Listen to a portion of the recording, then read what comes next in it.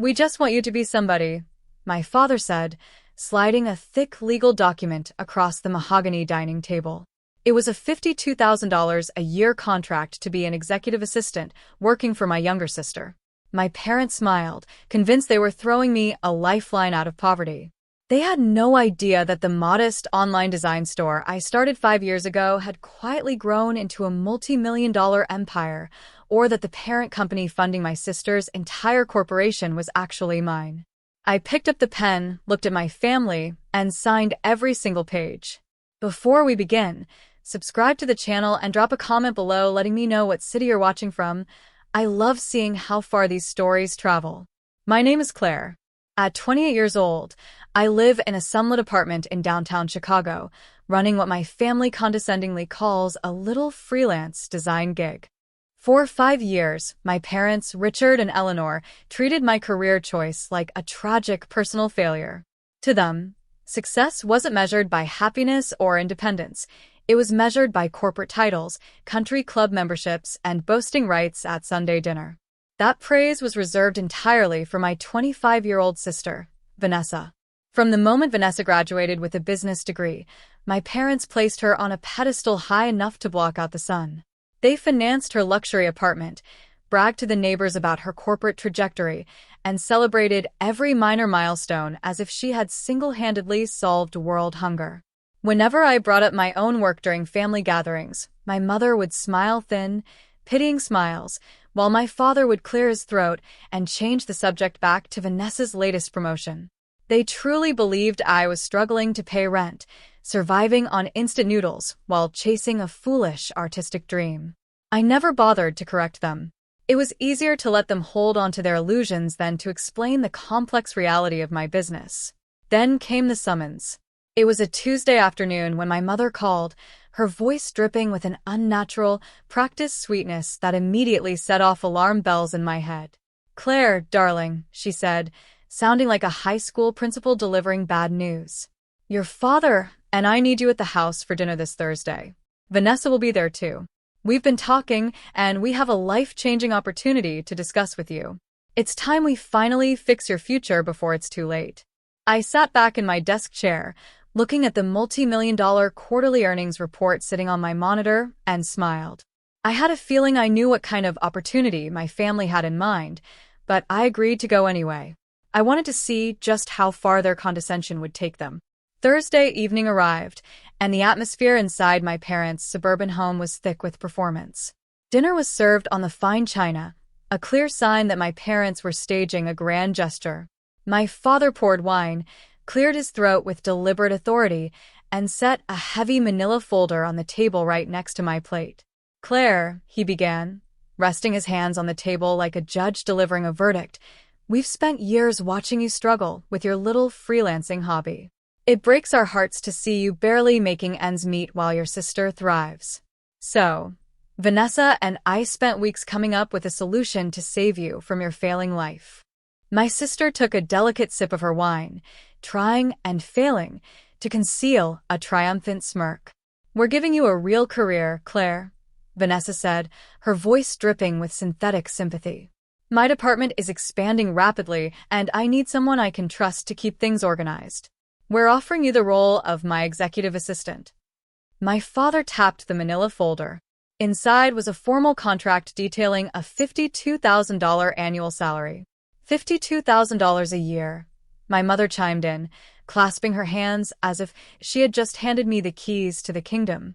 "That's guaranteed income, safety, and a real title. You'll be working under your sister, learning how real business operates instead of wasting your 20s. As I scanned the dense legal language, the real motive behind this sudden generosity became crystal clear. Vanessa wasn't trying to save me. She was desperate. Her corporate division had been bleeding money and missing deadlines for months, and an upcoming high-stakes audit by her parent company meant she needed a compliant scapegoat, someone she could micromanage, control, and ultimately blame if things went sideways. A $52,000 assistant contract was a tiny price for her to pay to secure a loyal shield. They sat across from me, 3 expectant faces waiting for me to break into tears of gratitude. They were completely convinced they had cornered a broke, desperate girl who had no other choice. A quiet, dangerous thrill washed over me. They wanted me to play the part of the helpless assistant in their little drama? Fine. I picked up the pen, looked my parents dead in the eye, and signed every single page. I was going to enter Vanessa's office, take the front row seat they so generously handed me, and watch their entire illusion crumble from the inside out. My first week as Vanessa's executive assistant was an exercise in calculated cruelty. Vanessa made sure everyone in the office knew I was her struggling older sister, whom she had generously rescued from poverty. She assigned me menial tasks designed specifically to humiliate me, ordering her specific brand of almond milk latte, filing paper receipts from 3 years ago, and making me fetch dry cleaning in front of senior managers.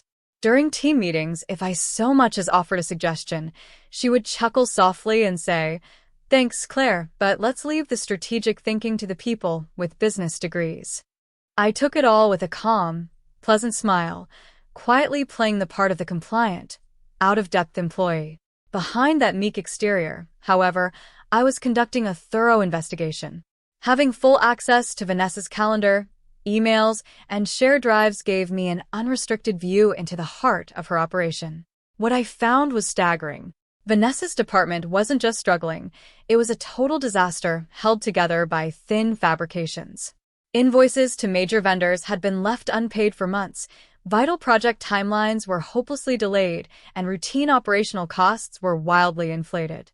Worse still, Vanessa had been routinely falsifying quarterly progress reports, doctoring financial forecasts to make her division appear profitable to executive leadership. She was running her entire department like a personal piggy bank, hiding her gross incompetence behind a wall of polished slideshows and corporate buzzwords. Then came the centerpiece of my discovery. While digging through the company's financial hierarchy to trace vendor payments, I pulled up the master funding agreement for Vanessa's entire corporate branch. Her division was funded and managed by a major umbrella holding firm, Apex Vanguard Holdings. I stared at the official corporate registry documents on my screen, watching the exact ownership percentages load into view. Apex Vanguard Holdings was a shell enterprise owned entirely by a private parent group, the very same parent company I had founded 5 years ago, built from the ground up, and still owned 100% of. My sister wasn't just failing at her job, she was mismanaging my money, using funds from my empire to pay me a $52,000 salary to fetch her coffee. I closed the tab, saved the audit logs to a secure drive, and smiled. Vanessa thought she was using me as her scapegoat, completely oblivious to the fact that her ultimate boss was sitting right outside her office door. By Sunday afternoon, the tension that had been quietly building in the office spilled over into our family routine. My parents hosted a mandatory Sunday brunch at their home, complete with catered pastries and mimosa flutes, specifically to celebrate Vanessa's latest corporate presentation. As we sat on the patio, Vanessa launched into a grand, dramatic retelling of how she had single-handedly reorganized her division's logistics and saved a failing client account. She casually glossed over the fact that I'd spent 16 straight hours cleaning up her chaotic spreadsheets, fixing her broken inventory schedules, and rewriting her entire proposal to make it presentable. My mother listened with starry-eyed adoration, resting her chin in her hands as if listening to a hero recount a battle. "You see, Claire," my father said, leaning across the table with a heavy, patronizing sigh. "This is what real leadership looks like. You've been working under your sister for a few weeks now, and I hope you're taking thorough notes. You could learn so much from her drive. Without that $52,000 contract we pushed for, you'd still be spinning your wheels, doing meaningless freelance work for pocket change." I took a quiet sip of orange juice, letting his condescension linger in the air without offering a single word of defense. The real trap sprung the very next morning. I walked into Vanessa's office to drop off her morning mail, only to find her pacing behind her mahogany desk, her face flushed with visible panic. She slammed a thick document onto the desk in front of me along with an updated non-disclosure agreement. An emergency financial audit had just been scheduled by the parent company's executive board for later that week, a direct result of the flagged invoices and missing funds I had quietly routed through the internal reporting system. "I need you to sign this immediately, Claire," Vanessa demanded, her voice sharp, breathless, and laced with desperation. There are several major financial discrepancies in the quarterly logs from before you started. I updated the records to show that those accounts were managed under your assistant access. You're going to sign this NDA, take the fall for the bookkeeping errors during the audit, and let me handle the board. Don't worry, I won't fire you. I'll just say it was an administrative mistake on your end. You owe me this. Without me, you're nothing. She was asking me to destroy my legal reputation to cover up her corporate embezzlement. I looked at the pen in her shaking hand, then at her frantic, entitled expression. The time for quietly observing from the shadows was officially over. The morning of the board audit arrived, and the atmosphere inside the corporate headquarters was stifling. Vanessa had spent the previous 48 hours frantically rehearsing her presentation, fully convinced that she had backed me into a corner. She had even invited our parents to sit in the back of the executive conference room, framing it as a proud moment where they could watch her navigate high-level corporate governance and watch me get publicly disciplined for the administrative errors she had pinned on me. My father wore a sharp suit, looking endlessly smug, while my mother sat beside him, casting disappointed, pitying looks in my direction every time I walked past. The heavy oak doors opened, and the parent company's executive board members took their seats at the front of the room, led by the chief auditor, a sharp, unyielding woman named Evelyn. Vanessa stood at the podium, adjusting her jacket with practiced composure, though the slight tremor in her hands betrayed her nervous energy. She launched into her opening slides, glossing over operational metrics before smoothly transitioning to the financial discrepancies. Unfortunately, Vanessa announced, her voice echoing through the silent room as she projected a series of manipulated spreadsheets onto the main screen, our internal review revealed significant bookkeeping oversights over the past quarter. These errors trace back directly to administrative mismanagement by my executive assistant, Claire. My father nodded in silent approval from the back row, crossing his arms as if to say we knew she would fail. My mother let out a quiet, performative sigh. Vanessa looked directly at me, a cold, triumphant smile playing on her lips as she prepared to deliver the final blow. Because of these severe clerical failures, Vanessa continued, looking at Evelyn, I am officially recommending the immediate termination of Claire's contract and requesting that she be held personally liable for the missing account balances. Evelyn raised an eyebrow, looking down at her tablet before turning her attention toward where I was sitting quietly at the edge of the table. Claire, as the accused party, do you have any response to these charges before the board takes action? I didn't flinch. I didn't cry, panic, or plead for mercy as my family clearly expected. Instead, I slowly stood up, smoothed my blazer, and picked up my leather portfolio. Actually, I do, I said, my voice calm, steady, and loud enough to command the entire room. Because the person who authorized those transfers wasn't an assistant, and the company being audited isn't the only one in this room. I opened my portfolio, pulled out a stack of authenticated legal files, and handed them directly to Evelyn. At that exact moment, the double doors at the back of the conference room swung open, and two senior corporate attorneys from my private firm walked in, taking their positions beside me. The sudden shift in energy made the entire room freeze. My father leaned forward, confusion clouding his face, while Vanessa's confident smile completely vanished. Evelyn, I said smoothly, addressing the chief auditor with familiar authority, as you can see from the certified ownership registry, Apex Vanguard Holdings is not an independent parent firm. It is a wholly owned subsidiary of CW Global Enterprises, a private holding firm that I founded 5 years ago and still own 100% of. A collective gasp echoed across the table. Vanessa's face drained of all color, her lips parting as she tried to process what she was hearing. My mother grabbed my father's arm, her jaw dropping as she looked between me, the corporate lawyers, and the projected screens. I took the $52,000 executive assistant contract my family pressed upon me. I continued, turning to face my parents and sister directly, specifically to investigate the systemic operational failure occurring inside this branch. Over the past 3 weeks, I've conducted a full forensic audit. The financial discrepancies Vanessa just tried to pin on me were created by her own unauthorized wire transfers, unpaid vendor invoices, and falsified quarterly projections dating back nearly a year. I signaled my attorney, who displayed the original, unredacted digital audit trails onto the main screen. The IP addresses, digital signatures, and time-stamped authorization logs matched Vanessa's personal credentials perfectly. Below that, my attorney projected a copy of the $52,000 assistant contract my parents had forced me to sign, alongside internal messages showing Vanessa's explicit plan to use me as her legal fall guy before the audit.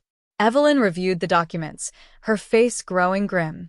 She looked up at Vanessa, whose hands were now trembling violently.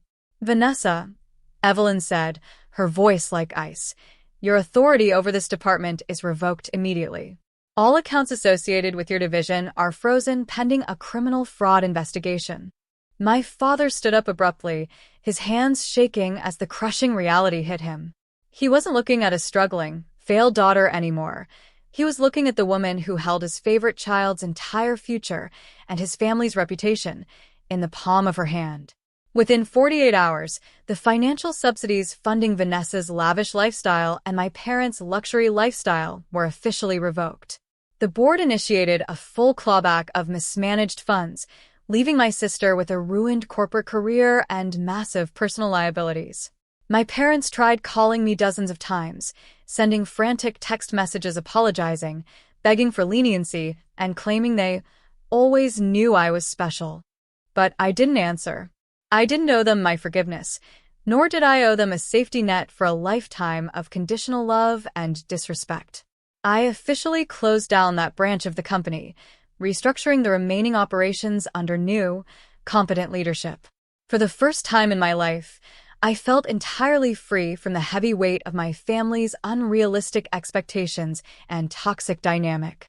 I returned to my quiet, sunlit apartment in Chicago, focusing my time and energy on expanding my business empire alongside people who valued me for who I actually was, not what I could provide for them. Now, I'm curious about those of you listening to my story today. What would you have done if you were in my position? Would you have signed that $52,000 contract to expose the truth? Or would you have walked away from the start? Let me know your thoughts in the comments below. Don't forget to like this video, subscribe to the channel, and hit that notification bell so you never miss another story. Thank you so much for watching, and I'll see you all in the next video.